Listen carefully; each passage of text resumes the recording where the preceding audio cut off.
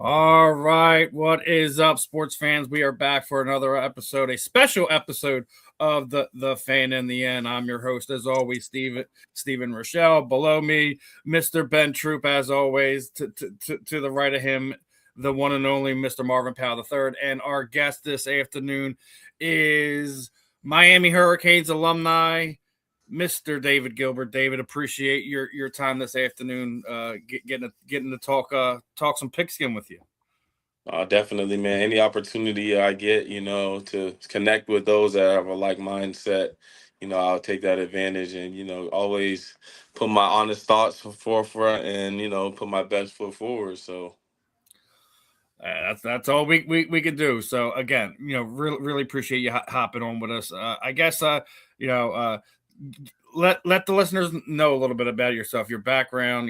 How you decided to get into football. Your journey between college and what you're doing today.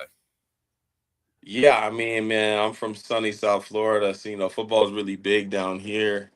Got into football after being well, everyone thinks that you're 6'3", you can play basketball, but then you get to playing basketball and you realize that's kind of short for basketball.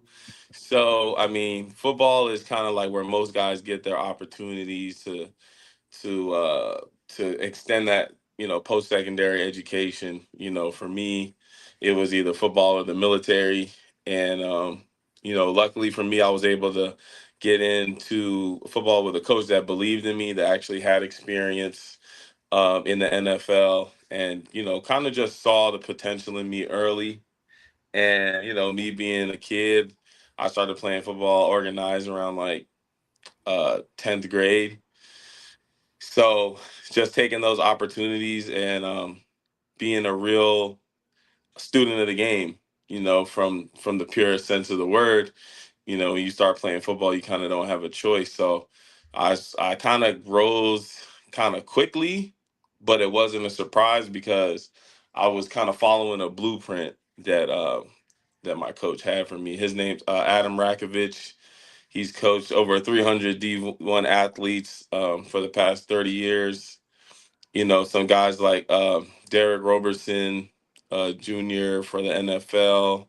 Um, so, just taking the full opportunities, full advantage. So, I mean, I graduated high school early and went to Wisconsin, and then got a chance to get on the field early over there.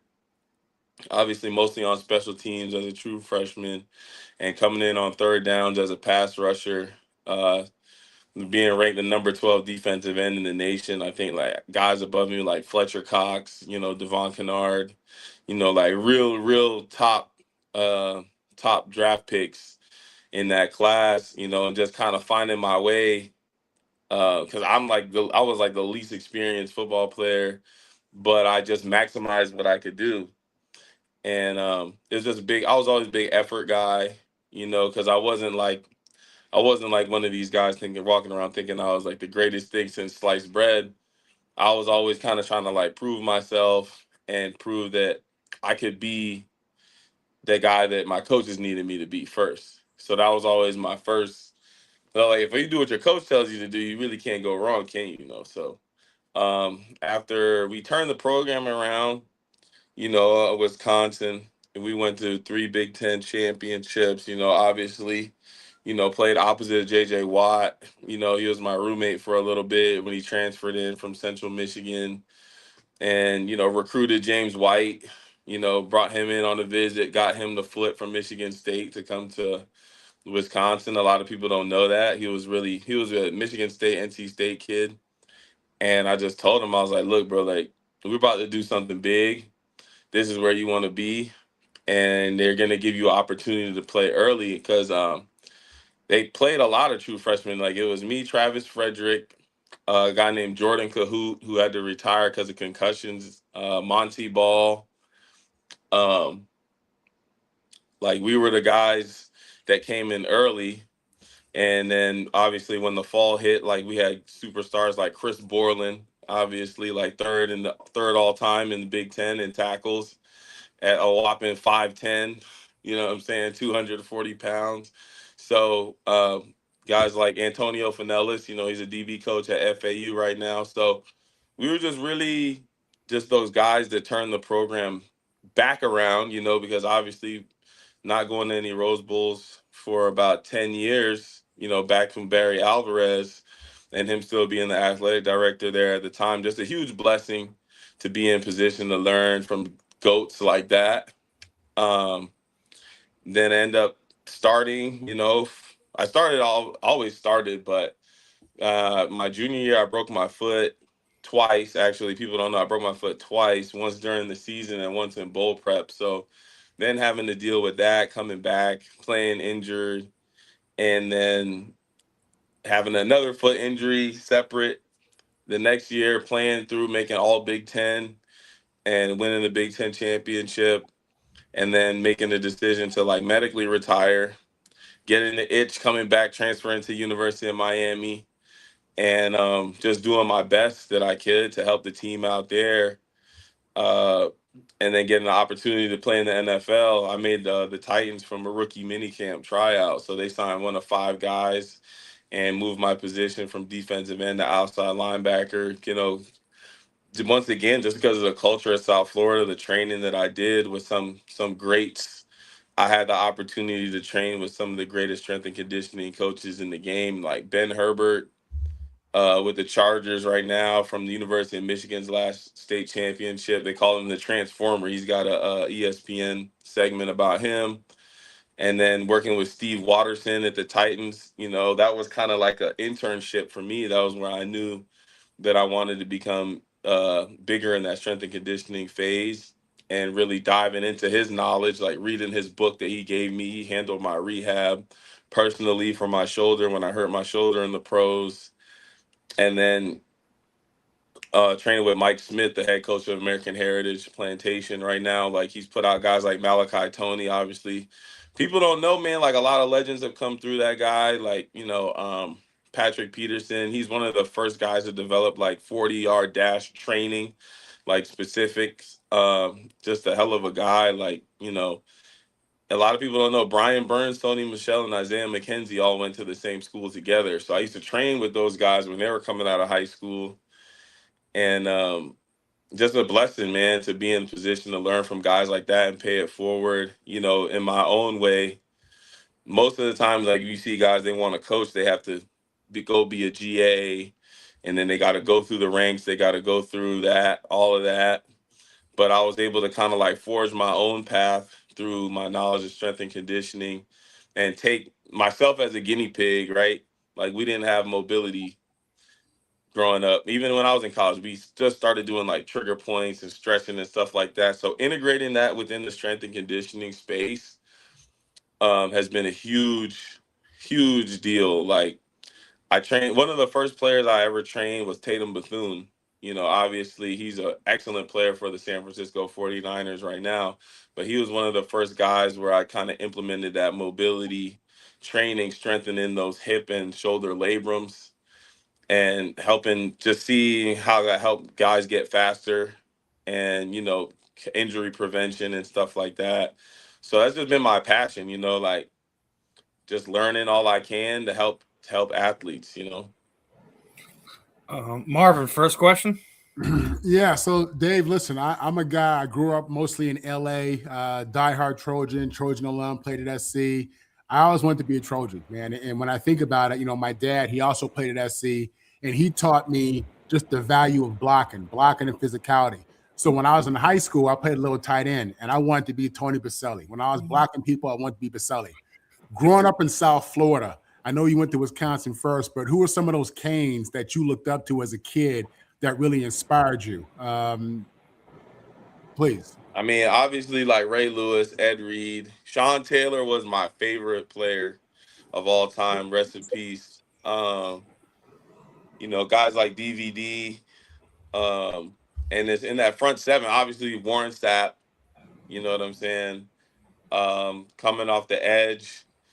Miami, we didn't always weren't known for having the greatest edge rushers, but guys like Jerome McDougal, you know what I'm saying? You got those interior guys, and those is where you realize like, hey, this is where the game is is made, But growing up watching Jason Taylor, obviously the Miami Dolphins, but I wanted to be a Trojan growing up because that's when they had Reggie Bush. And I remember Oh, when I man. got my first letter from SC, I was so hyped because I was like, man, I'm gonna get to go all the way across the country and be a Trojan, but it didn't work out. I know it's tough. They got a ton of talent out there on the West Coast. So to come way across the pond, way across the country for a pass rusher, but they did show some interest early that kept me going and just really got me hyped. Like everybody wanted to be a Trojan. I felt like, I was, watching guys like Troy Polamalu, Clay Matthews, Reggie Bush, and then even like, old school cats, like you wear that 55 at SC, you already know you're that deal, and you probably could do a little bit of everything. But just being a guy that like, uh, you're fundamental. Like I'm a big fundamentals guy. You know what I'm saying? Like there's no need to get extra fancy. Even when I train my cats now, I'm letting them know like, hey, the fundamentals are what keeps you on the team. Like doing all these fancy drills, your feet are going to get you to where you need to be, and blocking and tackling almost about the same thing. So I played a lot of fullback in high school. Like I wanted to just hit somebody, tight end, blocking tight end, just that physicality and that tenacity, just being nasty, running people over, getting them on the ground. I was always like that. So, and it transferred into my freshman year, like, hey, Jake Byrne. I remember Jake Byrne. He played in the NFL for a while. He got a concussion, and they were like, "Let's just put Gilbert out there. Let's see what he could do." Versus Ohio State at number one, Ohio State, and went out there and made that first block. And then we ran that first kickback. There's a guy named David Gilreath actually ran that first kickback versus Ohio State, and we ended up beating them and knocking them off at number one when they had Terrell Pryor. So it's always, to me, it's always going to come down to the trenches, right? Who you have blocking and who you have tackling up front, and how enthusiastic those guys are about that. And it starts in practice, right? So I was a pass rusher. So obviously, inside drill was an acquired taste for me. You know what I'm saying? But once I got that down pat, and it's like, hey, we want to hit somebody. Like, we want to play the run. And then on the pass, it's like, it's like the icing on the cake, you know what I'm saying? Getting people in third and long situations. So now you can really make your money as a pass rusher. But I'm a big fundamental guy, man. Like you can't have fun without the fundamentals. Absolutely, man. Absolutely. Listen, you're a Florida boy. I lived down there in Pembroke Pines for about 15 years, and I got a chance to see how serious youth sports are down there, youth football in particular. Growing up, obviously, you had a certain love and admiration for the Canes. Did they miss on you in recruiting coming out of high school? Because you went from Florida to Wisconsin. Wisconsin is a proud football program, as you said. Barry Alvarez. I mean, he was the top of the Big Ten for many years, along with Ohio State, Michigan.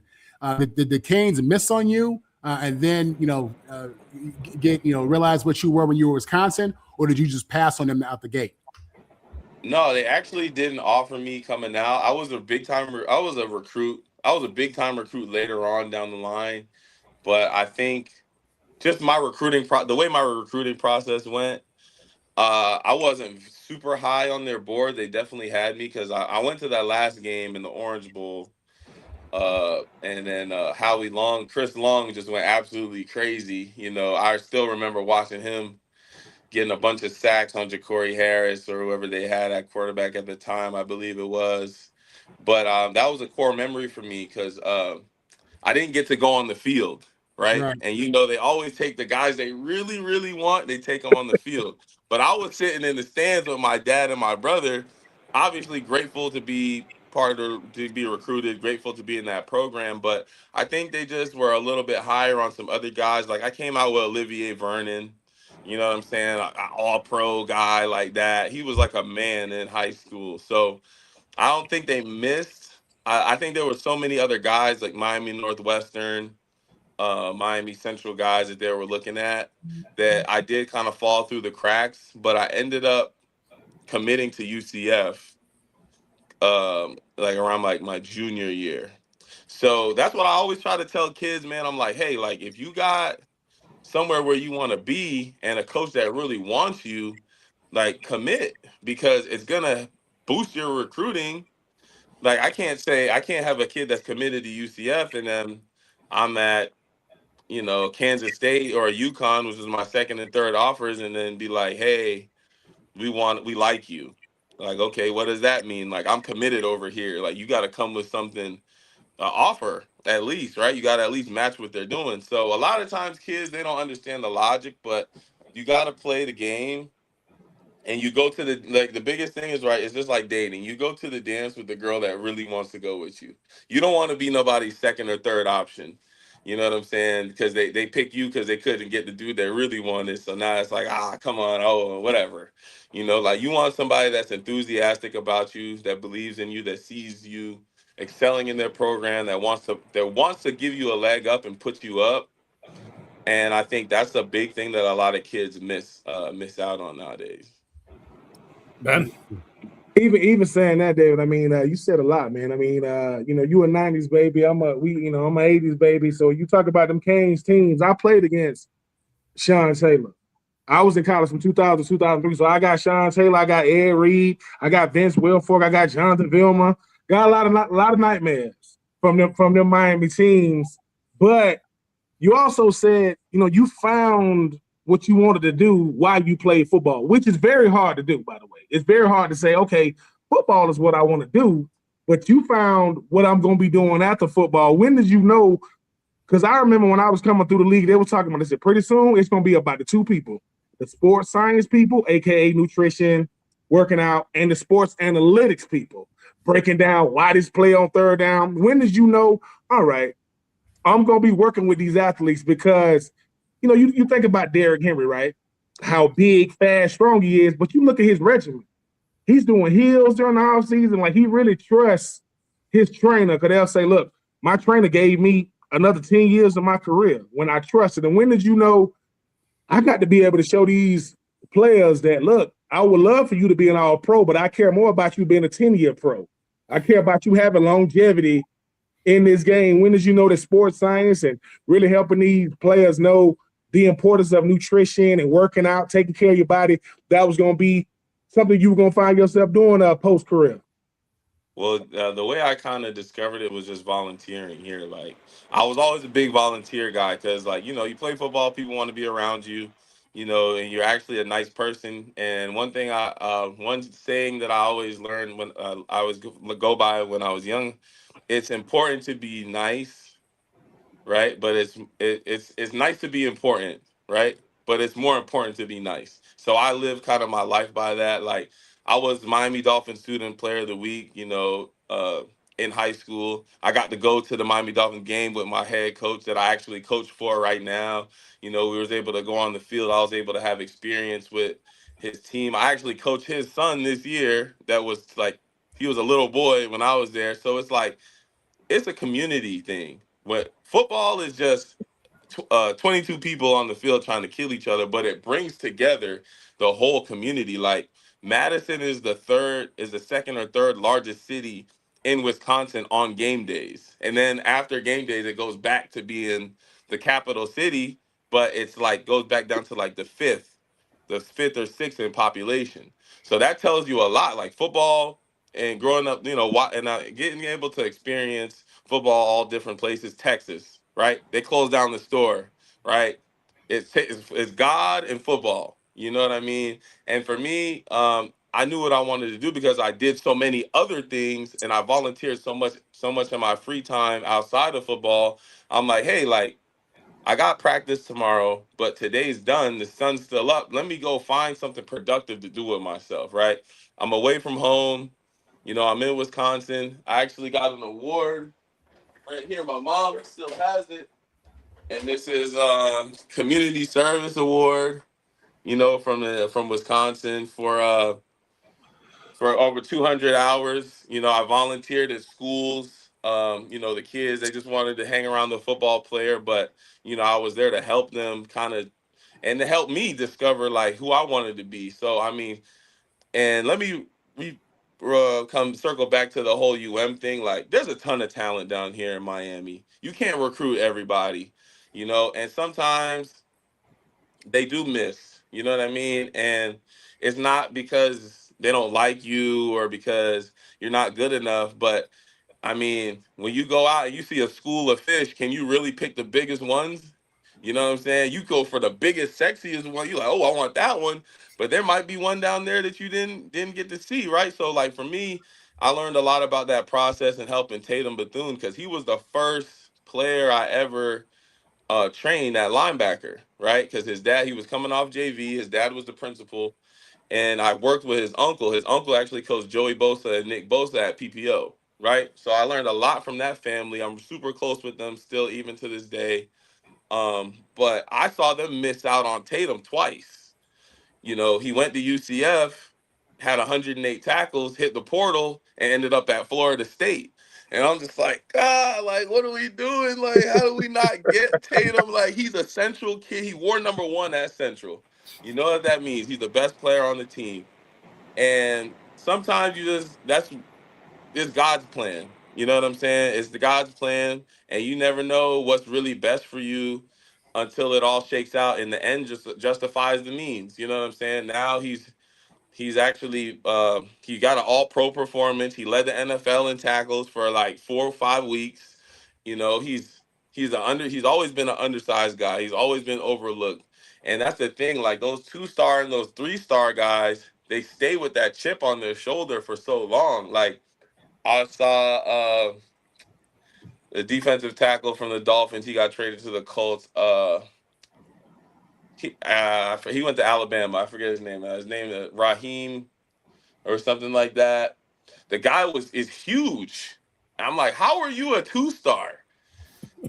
It's like, I don't know, something about getting scorned early. These guys, it just puts a fire inside of them, and you can see it come out when they play. So I know that was kind of long-winded, but I mean, for me, it was just about helping others. The more I helped others, the more I was able to self-realize and self-actualize on what I wanted to do and what I wanted to be for myself. And I think that was probably the biggest thing, just volunteer my time, helping others, donating my time. Like, we couldn't get NIL. Like, we Yeah. couldn't get nothing. So it's like, hey, if you can't get nothing for money, what do you have to do but do something for free? Like, you might as well use it to learn something about yourself and about the world. So that's kind of just how it always is. And speaking of you like getting to give back and stuff like that, going through some stuff on your page, you have this program that you're doing with football tech and all that. Last week you had like 7-on-7 tryouts and stuff like that. Can you tell us about football tech in this program that you're obviously got your heart into? Yeah, so I started out with just training and then trying to like advertise myself at training. So I was starting to put myself out there as far as like having camps and stuff like that. And the people that showed up, they always supported me. So it started with one team called the Boca Braves, and I grabbed probably like the whole team, started training the whole team with a couple of my guys, and God bless them. They got about 4 state champions on that team from West Boca, and about 6 kids off that team. DeAndre Desenor from North Carolina State, Brandon Hoke from FAU, kid named JT Klein. He's at Southern Miss. Like they had a bunch of kids, and those kids, they were just so passionate. Like even a kid like Brody Costolo, like 118 tackles for Boca Raton High School. Like it was just started out like I was like, hey, I can make a little bit of money. I was started charging to do group sessions with them, and then I was like, wait, I'm kind of a hybrid. So I was in between that space of being a position coach and with the strength and conditioning element, and putting that together and making my own brand. So when I first decided to do 7-on-7, so this would be my 4th time doing the 7-on-7 team. And the first time I got Chance Routson, who's actually committed to Navy at quarterback. And we had DeAndre on that team. We had Brandon on that team. We had a kid named James Finch, who's a heck of an athlete, but he plays lacrosse, and he was actually the lacrosse player of the year the last 2-3 years. And that kid played quarterback for me, safety, corner, wide receiver, and he's going to Ohio State on a full ride to play lacrosse. So I was just like, wow, like, I don't have to stop at football. I can help other kids in other sports develop. So I was doing the 7-on-7, and actually we have something huge this year. This is our first annual All-Star Series. So I teamed up with a guy named Generation Next. They used to have a TV show down here on the news where they covered youth sports, top youth sports, and then he's created his own platform for youth sports rankings and news for the youth kids. We got 160 athletes signed up. We got about 4 age groups, so 4 different games on January 18th. Tamarack Sports Complex. This will be our first annual. We got Fire versus Ice. So we got the jerseys, we got the trophies, and it's gonna be a hard launch for my gloves, my football tech gloves. This is my brand. It's silicone padding on the outside because I always used to destroy the back of my fingers and the back of my hands.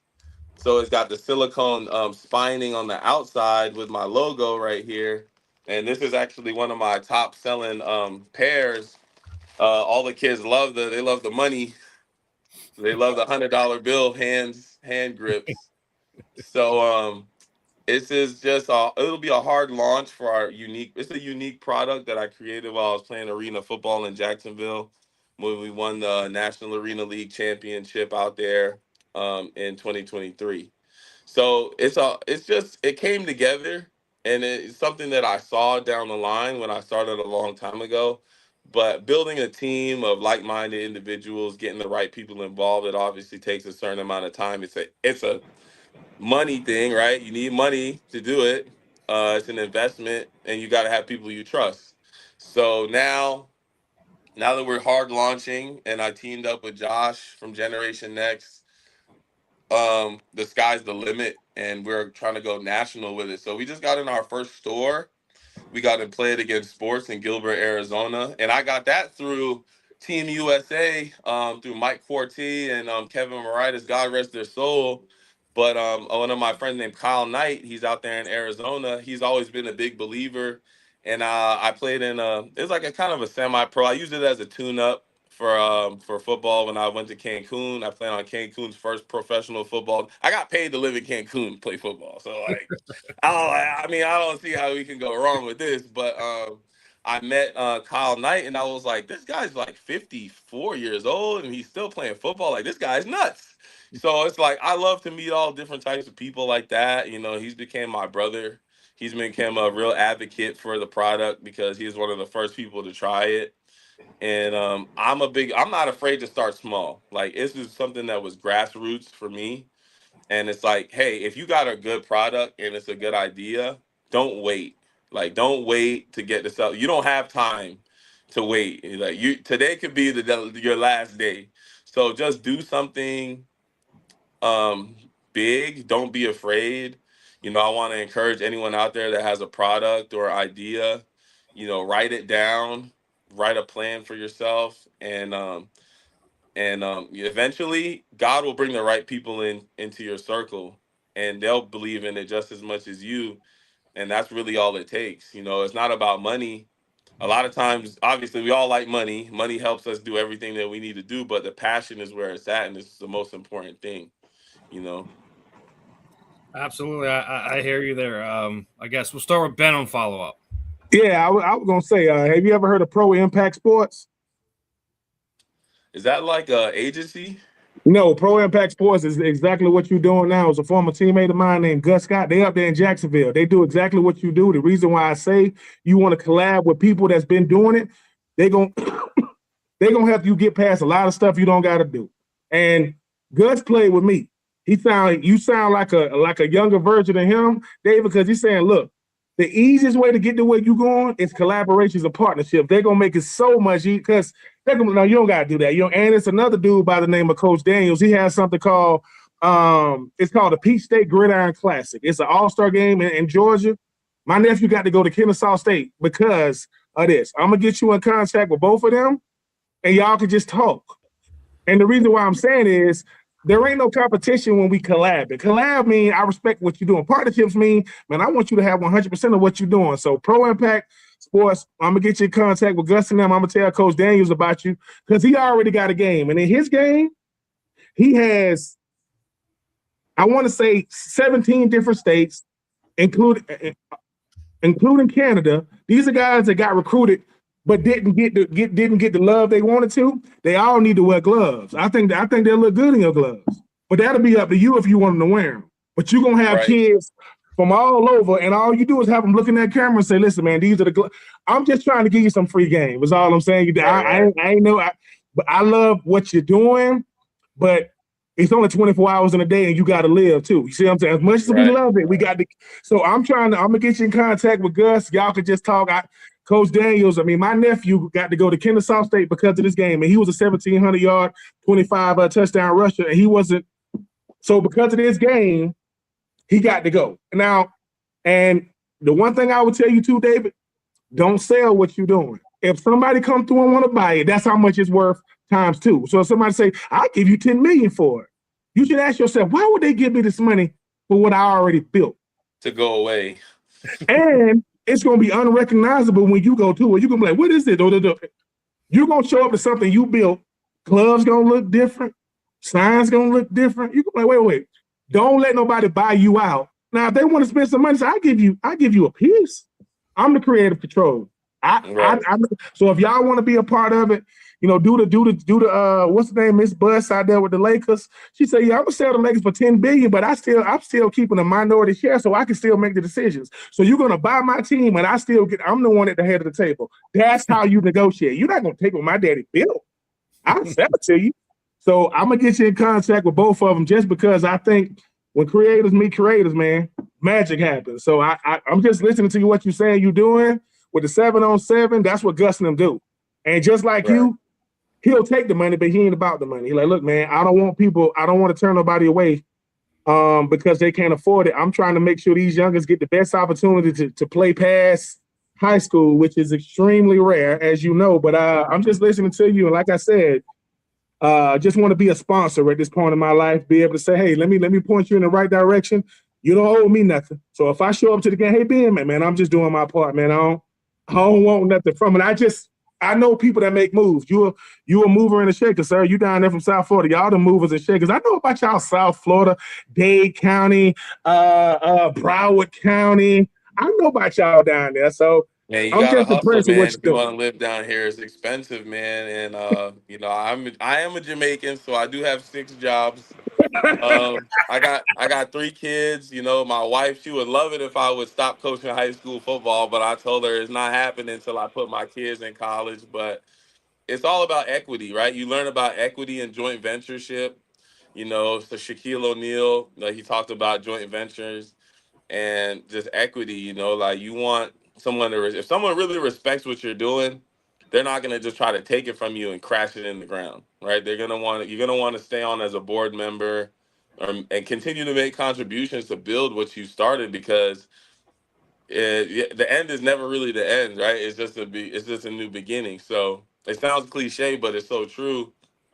And you have your 10, 15-year, 20-year plan down the line, and you start thinking about, all right, how big can I take this? But I'm only one person, and I got to be a dad, I got to be a son, I got to be a brother, uncle, all those other things, like you said. So it's all about growing the network. That's why I took this opportunity, to come on with you guys, because I'm like, hey, someone's taking an interest in me. Like, it's not every day that somebody asks me, hey, David, what do you got going on? Most of the time I'm just running like a chicken with my head cut off, trying to get everything done by myself.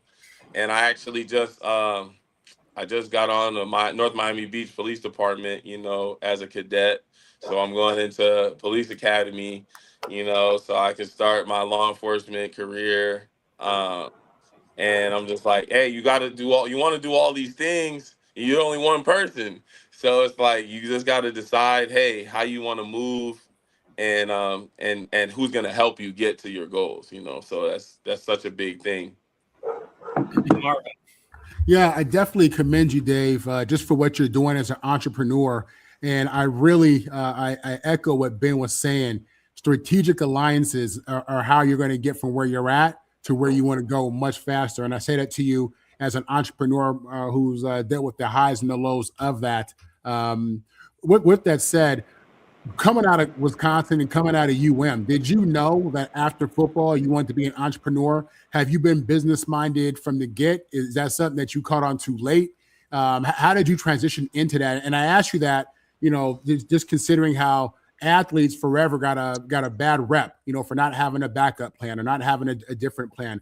Obviously, you know what you want to do and all the things you're doing around it, Police Academy and your other hustles, that just supports your real dream, which is to be training kids. And I think that's amazing. But did you always have that entrepreneurial touch? Was that always on your mind and on your heart?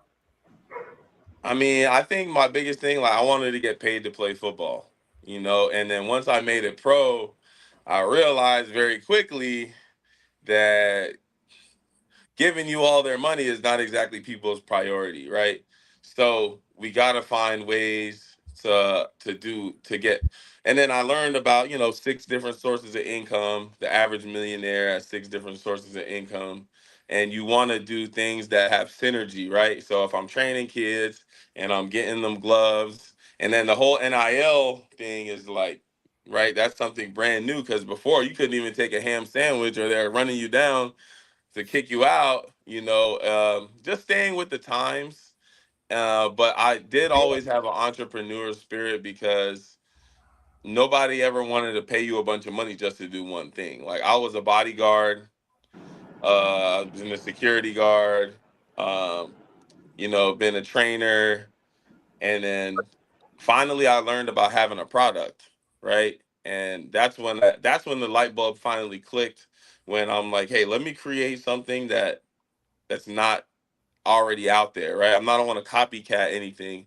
Let me create something that's unique. Let me create something that's new. And I learned that, hey, like, the future belongs to the people that create. Like, if you can create something that people want, that is gonna be those are the Elon Musk of the world, right? Those are the people that really make a difference and really command the market, right? Because you're creating new things, you're creating new opportunities, you know, you're creating new levels in the market. And that's where you give people the opportunities, you know, the people that have earned it. And I learned from being a general manager at Orange Theory. I learned once I saw how much money I made, and the owner of the franchise that I work for had like 10 franchises. And I'm like, I turned that club around. It was the worst club in the state, and it was the worst club in this ownership. And, you know, I'm all about customer service. Like, how you treat people. People will literally find a way to help you if you treat them good. Like I said, it's important to be nice, but, you know, it's nice to be important, but it's much more important to be nice. So when I brought that element and, you know, grew that club one member at a time, you know, treating people with respect, treating people with courtesy, you know, giving the people what they're due, not giving people just things just to give to them, but when it's theirs, you give it to them. You can't lose when you do things like that, because you can't never lose when you do that, because people will make sure that you win, you know, and they become your people, you know. So for me, it was once I saw the numbers on the back end, and I'm like, I'm fighting for my life for a $500 bonus, but this club just made $85,000 this month off, you know, me sending emails, going outside, you know, taking my staff, hiring this person, hiring that person, taking the staff out, because Orange Theory is unique, right? It creates probably more entrepreneurs than any other job, because you have to be sales and operations.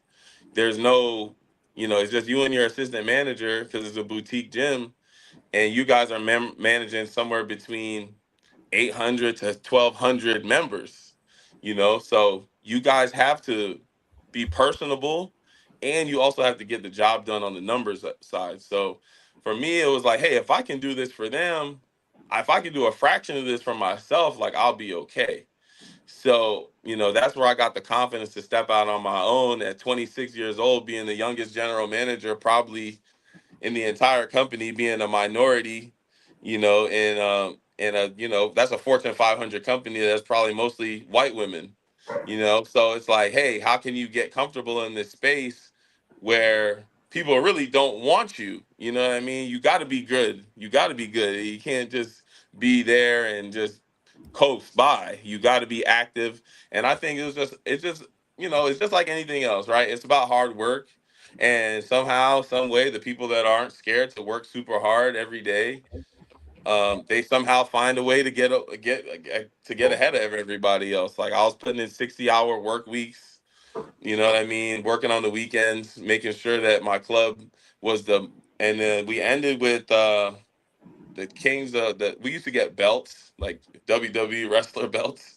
So when I left, I got the belt for sales and I had the belt for utilization. So I mean, that's where I got the confidence to step out on my own and say, if you build it, they'll come. Don't be scared to start small, because you always start with one client, no matter what you're doing. And if you treat people good, they'll bring their family to you. They'll bring their friends to you. They'll bring those that they trust to you because they know you're going to do a good job. And if I apply that to gloves or training or bodyguarding, doing security, protecting somebody or protecting the community, good people find a way to find you. So that's just kind of just my story. And, that's just only a fraction of the places that I've been. I've been to Salt Lake City. I've been to New York. I played football in Cancun. I've been to Montreal. I've been to Canada. I've been to Nashville, playing for the Titans. And, you learn to enjoy yourself, also really put in that work.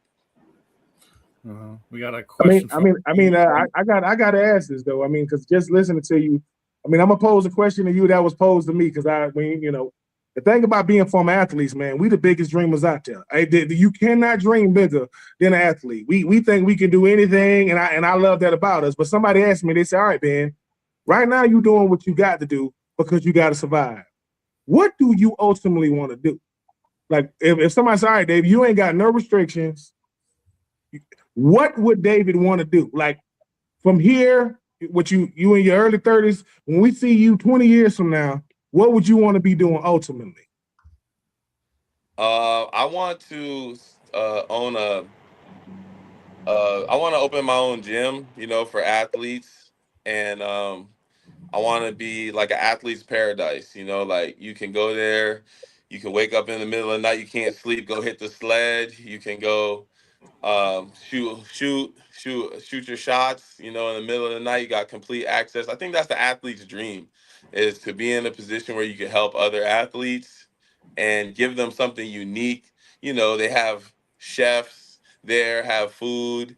I always envision myself like somewhere on the beach, open a facility in a place like a paradise like Jamaica, so athletes can do their thing and prepare themselves, right? Get the most qualified individuals, and get them in one place so that they got the resources to get better, get better as athletes, get better at and rehab themselves, get better in a mental state.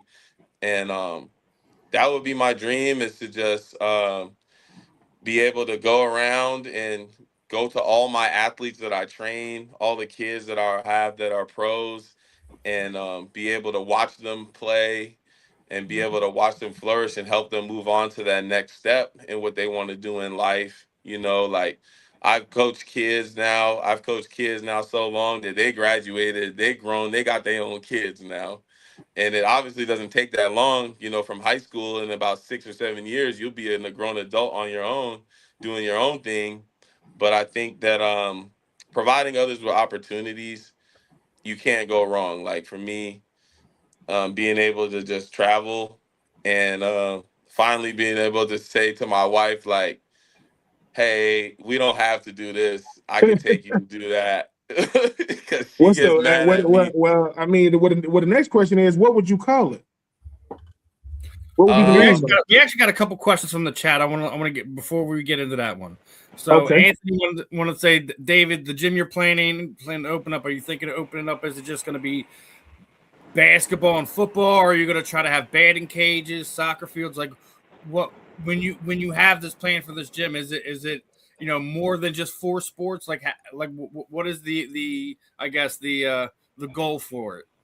No, actually, I was able to train lacrosse, baseball, basketball, football, track and field. I would love to produce opportunities for guys in track and field to compete and make money. Like I have a plan, and I'm working on it with through NIL, um, and through just my team. And I think that in the end, we'll be able to provide opportunities for all athletes, even esports athletes. Guys that played the video games like streaming. There's a big market for that. My brother was an excellent football player, but he works for Microsoft. He didn't end up playing football. He went to FIU, and he's an esports guy. He gets on Call of Duty, and he was ranked in the world in Call of Duty. You know what I mean? So for me, it's just about creativity. It's like, hey, what do you want to do? And how can we help you get there? So I would definitely take that into consideration, like helping someone from every sport, from every different walk of life. He actually had one. He had one more question. I think it was a 2-parter here. Honest question for all of us. Why does it seem in general when it comes to executive management positions, a lot of the non-minorities have to work twice as hard to get to the same positions to a non-minority fighting for that same position, because it feels until recently you don't really see a whole lot of minority in general managers, sports, or owners. Well, for me, the person that gave me my first opportunity with the Tennessee Titans, his name was Lake Seastrunk. Did it go out? That Wi-Fi, boy. Yeah. The technology loves us. I'm telling you. We'll give him a second to get back in here, because technology. Even with that question that was just asked, I guess the easy way to answer that is it ain't marketed to us. Like we market it through the players, not the decision makers. Mm-hmm. We I guarantee you, if Marvin Powell Sr. told Marvin Powell Jr., I want you to be a GM, he will be a GM right now. Because it has to come from the person that's influenced us the most. But I believe that's shifting, though. I believe that's shifting because most players want to go from player to coach. Now it's player to executive. Hey, dude, I want to make the decisions. I want to be the president, the GM, player personnel, because that's when I'm in the meetings and see how decisions are really made. How are they making these decisions? Sorry, I got a spam call. So I do think that's changed. I figured it's something to do with technology, brother. This ain't our first rodeo. And I had to plug my phone in, too. Oh, that's just the way it goes, my friend. It's all right. Yeah, my bad, guys. I know I got you good. Listen, you good. No worries. Now we rooting for you over here, man. It's one of those. When you get more partnerships and collaboration, David, it's gonna make life so much easier because, like you said, it's like the 10% rule. If I gave you 10% of something, you gave me, and we talking about effort, it's different depending on who it's coming from. But if you can't take what you got and put it down and it still works, it don't work because you can't be there all the time. You got to be able to put it down and trust. Hey, man, that a business has to solve a problem. That's all a business is. It solves a problem. But if I can't put my business down and it still works, it don't work. That's where the partnerships come in. Meaning, you see, we're a 3-man weave on here. Sometimes we grown men, like you said, with wives and kids and situations. So sometimes we can't be on the show. Show still's gonna go on. I mean, I can't be on today. I mean, I see y'all next week. That's a business when you can put it down. So the quicker you get 2 right-hand men to make sure that y'all see the same thing and want the same thing and don't care about who get the biggest check, boy, you can do it. Yeah. And if man, so that's it. The sponsors that I have, the people in my life, like I've been going to a place called True Tread Tires, forever and Davey to get my tires done. They sponsored the All-Star game, and I trained the kid. I used to train this when I started training, nobody was coming to my sessions. And this lady, she used to bring her daughters, 2 daughters. She had 2 daughters that play football in the sun. So I started training them, and she's actually she's a VP for Bank of America. Her name's Julie. She's so awesome. She got me a sponsorship from her ortho, who actually rode at UM, named Dr. Stephanie Kane. So shout out to Signature Orthopedic, down there in West Palm Beach. And when people believe in you and, they see that you're a genuine person, they'll write you a check. You know what I mean? Because they know, hey, this guy's been figuring it out, bouncing out clubs at night, trying to, and spending money on something. He don't got it. Like I don't. He's like he don't got to do this. So I know that he's gonna do right with the resources that I give him. And he deserves that support. He deserves to have nice things, like you said. So it's all about those grassroots connections that you can make with people. Go ahead, Marvin. Yeah, a couple of things, Dave. So listen, just because of the fact that you're a former NFL player and you've created a phenomenal opportunity for younger athletes, listen, you could look at interns who will work for you with no pay just because of your credibility and they want to jump on. You got these college kids at FIU, kids at UM, kids at FAU that just want to be a part of something big, man. So there's a huge opportunity there. Let me ask you, are you active at all with the NFLPA down in South Florida? Because I know they have a huge chapter and they're extremely active. No, I'm not, because I was in the NFL for all about 6 months, Okay. and I never got to get film in the in-game film. Okay. I made it through camp. Right, that's That's not irrelevant. easy. God No. bless it, but if you signed an NFL contract, then you are now eligible to be a member of the NFLPA. I highly recommend, because I was a member of that chapter, I highly recommend that you follow them on any social media platform because they're very active, and go to the it will help your business without question, man. Because I think just listening to you and seeing your stuff online, you have something that's very real that's going on. You know what I'm saying? And I think that you have resources and people that are connected to that shield that you don't realize. And I think just already, I'm inspired by what you're saying and what you're doing.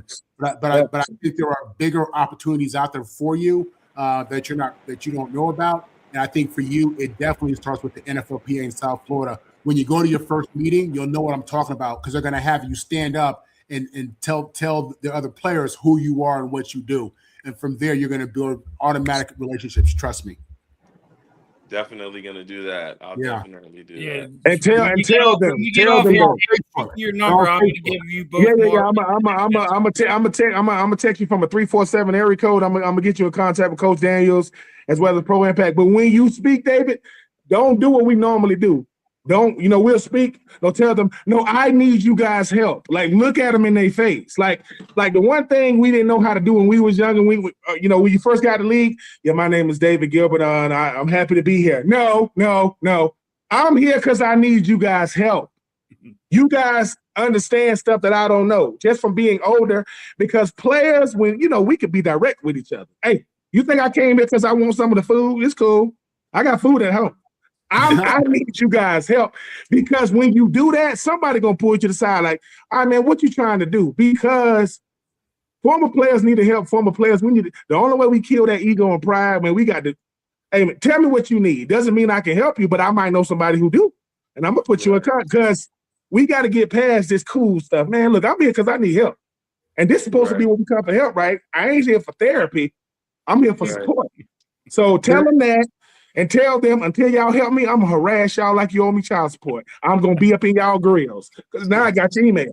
What they going to do? Get mad? They can get mad? And I just wanted to hear what Steven was going to say. Listen, basically, when we get off of here, Dave, shoot me your number. I'm going to give you both Ben and Marvin's number to make sure we can, whatever we can do here, for between, these two gentlemen, our network, we're going to do whatever we can to help you get the information out there, get you in front of the right people, because it's all about building relationships, like Ben was sitting there saying, and I'm the same way when it comes to this platform, comes to this show. I want to talk to everyone. I want to hear everyone's story. After hearing yours, David, we gonna do whatever we can to help you. But I do want to switch gears real fast, kind of try to go through a couple of the recent football topics. Obviously, I got to start off with your alumni there, the Miami Hurricanes being part of the biggest ranked college football upset in playoff history. Were you surprised to see Miami basically now in the Final Four for the college football playoffs? Listen, first of all, shout out to Carson Beck. We got the same number. Number 11. And they always got a number 11 on offense and defense. So shout out to those guys. The other number 11 is a defensive lineman too. So, but was I surprised? Yes, because every time we start doing good, somebody says the U is back, and god dang, they mess it up. They mess us up. So I mean, I think it's all about. And I love Coach Cristobal. You know, he's I know him very well. He recruited me when he was at FIU, offered me a scholarship out of high school. And he's as Miami as it gets. He's a UM guy. I actually played for Art Kehoe, who was Coach Cristobal's O-line coach when he was at UM. He was there at UM when I was there. Coach Kehoe, shout out to him, Mr. Feet on Fire himself. And I think it comes down to being humble, man. Like, you got to be humble. Like my coach, Coach Herbs, he used to say there's two type of athletes, those that are humble and those that are about to be. You know what I'm saying? So you got to stay humble because that keeps everything in perspective and it keeps the humility. If you have humility about yourself, you're not going to go out there and think you're going to win because just you're you. You're going to put in the work. You're going to sit there. You're going to watch the film multiple times. You know, you're going to dissect the enemy and you're gonna have a plan. The Sun Tzu said, you know the enemy, you know yourself. You don't got to worry about the result of 1,000 battles. You know what I'm saying? So for me, it's all about that attitude of walk softly and carry a big stick. You know what I'm saying? If you meet Coach Cristobal, he'll yell, but he's not a big yeller. He's actually he has a deep, powerful voice. It's not a soft voice, but it's deep and it's powerful. And I think that we've learned the learning lessons through the past 2 seasons. And we realized nobody's scared of us. You know what I'm saying? The bigger you are, the bigger target you have on your back. So that means you got to be more prepared. And you got to go out there and you got to finish the game. Like, you got to make people quit, and the game's not over till the clock hits 000. And I think attitude is the biggest difference. For me, like my last season playing football, we were 12-3. And, it feels good to win, but that feeling of losing games, it never feels good. There's no moral victories. You don't care if you got your backup quarterback out there. It don't matter if you rested all your starters. You still want to take that tenacity and go out there and you want to win and you want to make a statement that even though we didn't have our full complete team, we still want to win. It doesn't matter. You know what I'm saying? It doesn't matter if you got one leg, they're on the inch-yard line. You want to bend but don't break. And I think that with coaches, like I went to Coach Jason Taylor. I coached under him a little bit when he was at St. Thomas during COVID. I didn't stay for the season, but I was able to go to his coaching clinic with him and Damian Lewis in this past preseason. And just to be able to see a guy like Bain, Mesidor, and know that they're learning from Jason Taylor, and the interior guys, they're learning from greats like Damian Lewis. It makes that confidence to know, like, the game is won in the trenches. You can't throw to that 6'4" receiver if your quarterback can't get him the ball. So it's all about fundamentals. Like I said, football is a simple game. It's a kid's game. You just take bigger, powerful people and you put them out there. So, and it's not a super complicated thing. You trust your eyes. You trust what you see. Your eyes don't lie to you. You know what I mean? And you go out there and you just got to grind face. Sometimes you just got to grind face. You grind face. And if the people, they say the people that aren't afraid to die are the ones that win most of the time. The people that'll go out there and die for something, they're the ones that go out there and they win because they're putting it all on the line every play and they're willing to do the dirty work that people don't want to do. They're willing to go through the fundamentals, and because they know football is a young man's game. You didn't know 35. Look what happened to Bobby Wagner. He might retire after this year. You out there getting body slammed. You 35, he's 25. You know what I'm saying? So it's a young man's game, and you got to cherish your time because you never know when it's going to be your last play. And when you walk away from the game, you are going to miss it. You feel me? You're going to want to play one more snap. You're going to want to play one more down. So it's important to know that you did everything that you could in your power. You didn't waste any time. You didn't leave any opportunities on the table. And then that's the only way you'll be able to walk away and be satisfied with your career. That's what I learned from myself. I got three more for you. I'm gonna try to quickly run through this. Your predictions for both of the remaining playoff games. The Peach Bowl. Do you think Indiana's gonna beat Oregon, or is those Oregon Ducks gonna upset the Indiana there?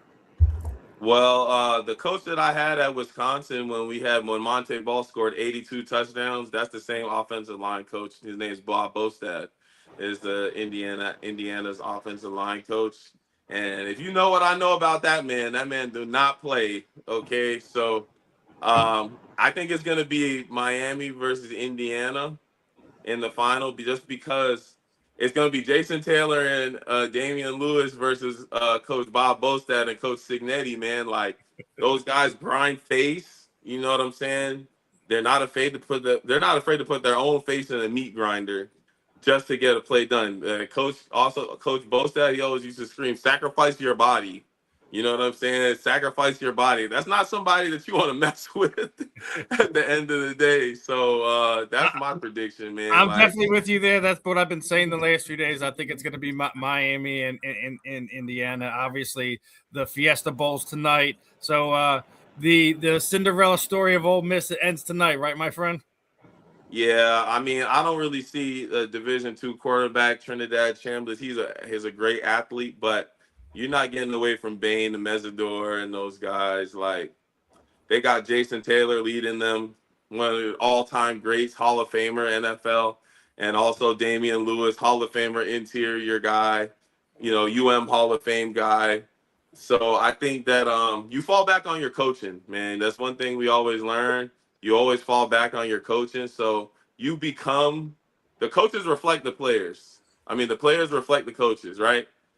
We got to say, if your coach is a B, your players is going to be a B. So I don't really see those guys as Bs. So I think they'll get the job done. I don't think that quarterback will have anywhere to go, and he'll make a lot of mistakes tonight because of the pressure those guys are going to put on him.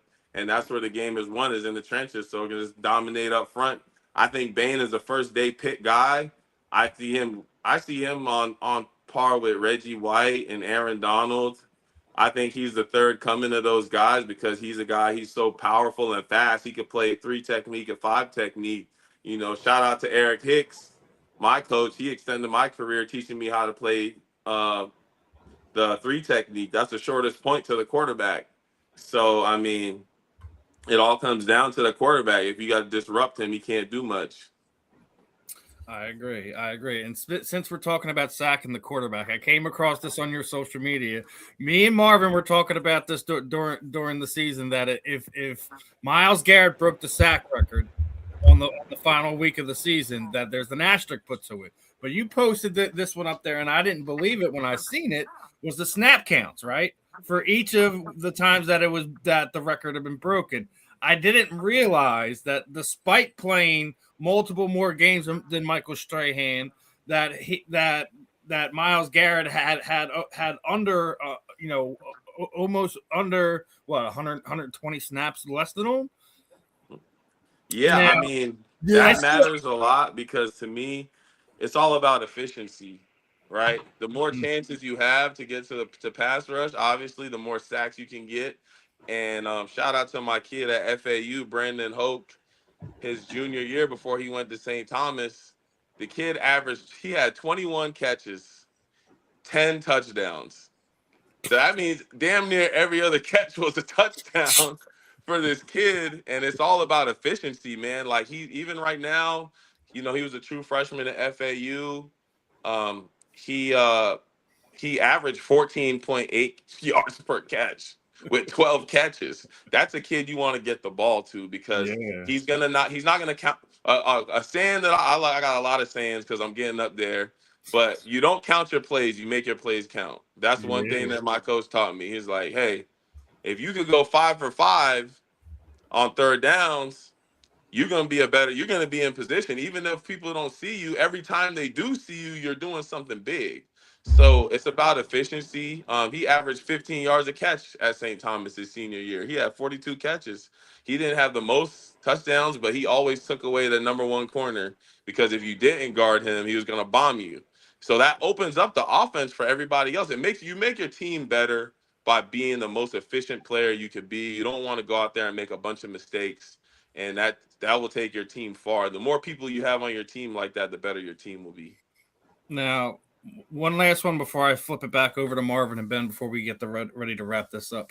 You dropped a lot of names here this afternoon. So I want to ask you this one. Who is your Mount Rushmore of players that you've played with? If you had to pick 4 guys that saying like these are, these are your legends. They don't even have to be, big stars, and like who meant the most to you. So who's your Mount Rushmores of guys you've suited up with, against, whatever?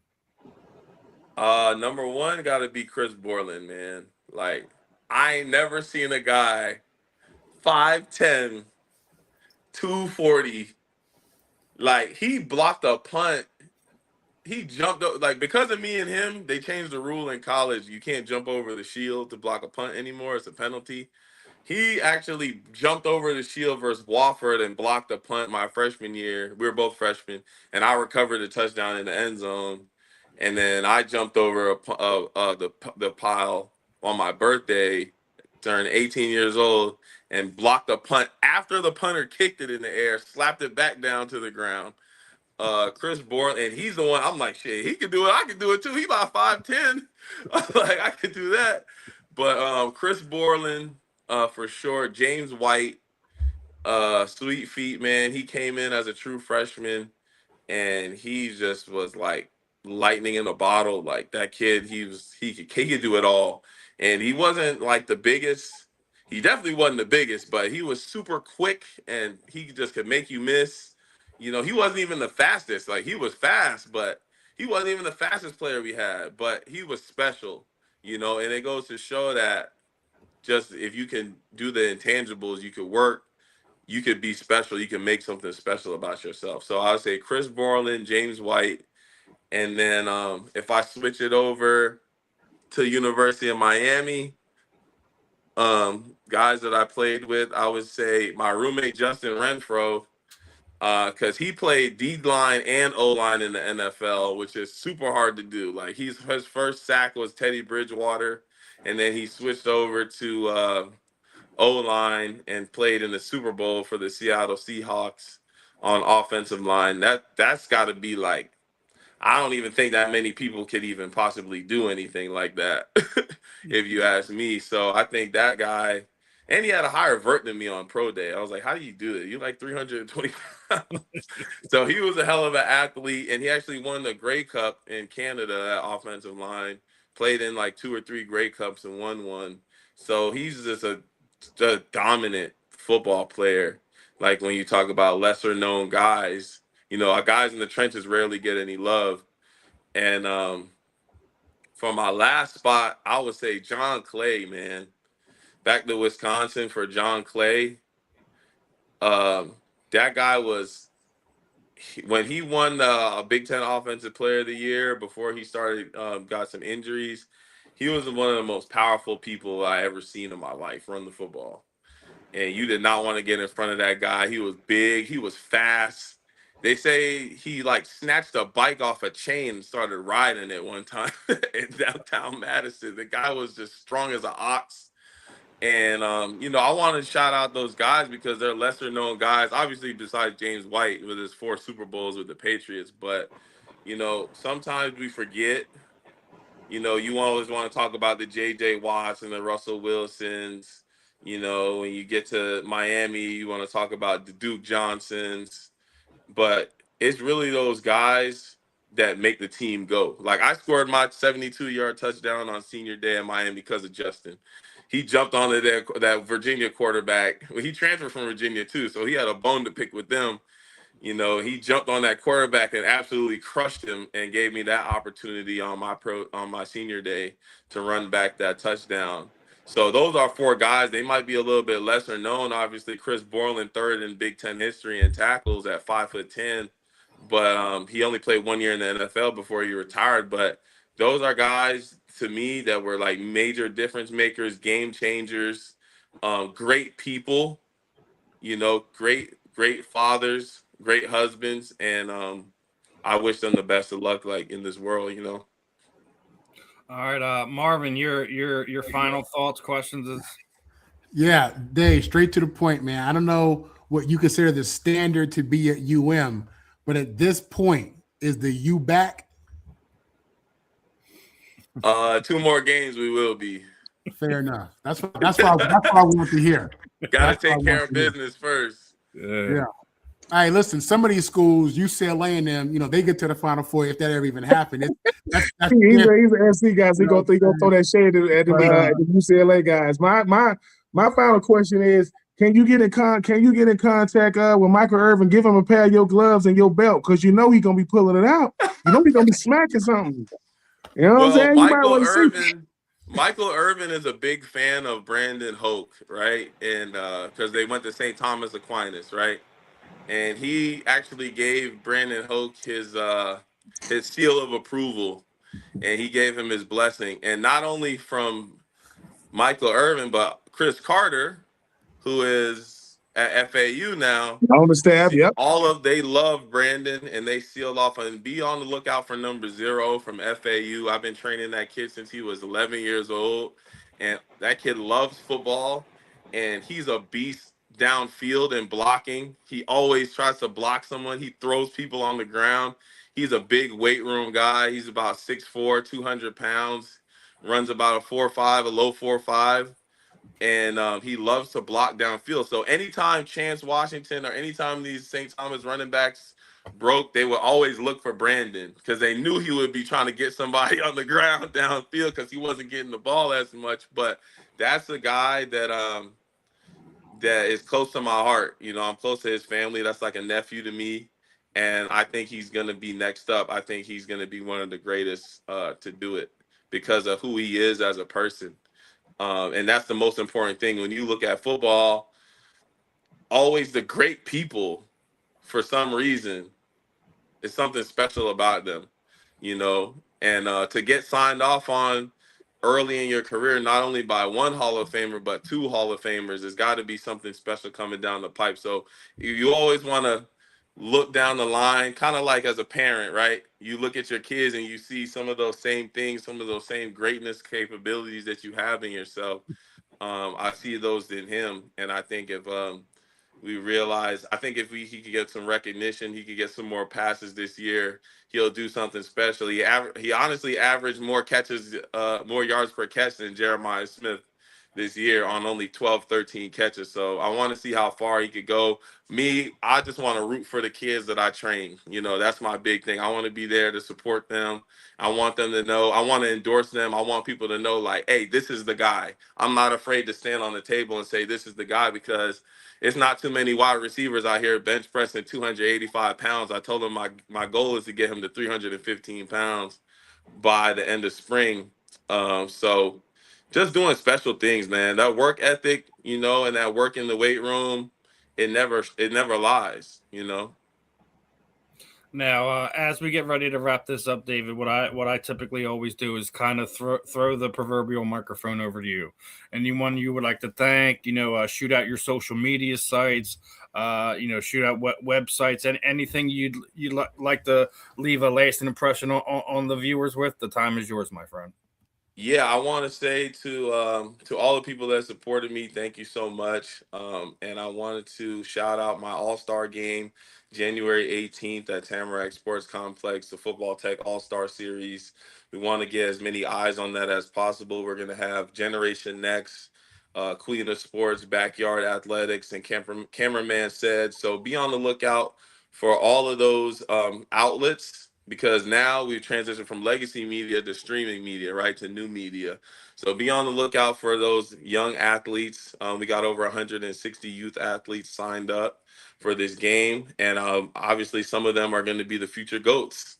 So shout out to those kids. I mean, we're doing a major brand launch, and we're just trying to get out there and get on a international platform, actually, because I got some players overseas in Germany and Mexico and other countries wearing my gloves. So I want to try to get the brand out as much as I can.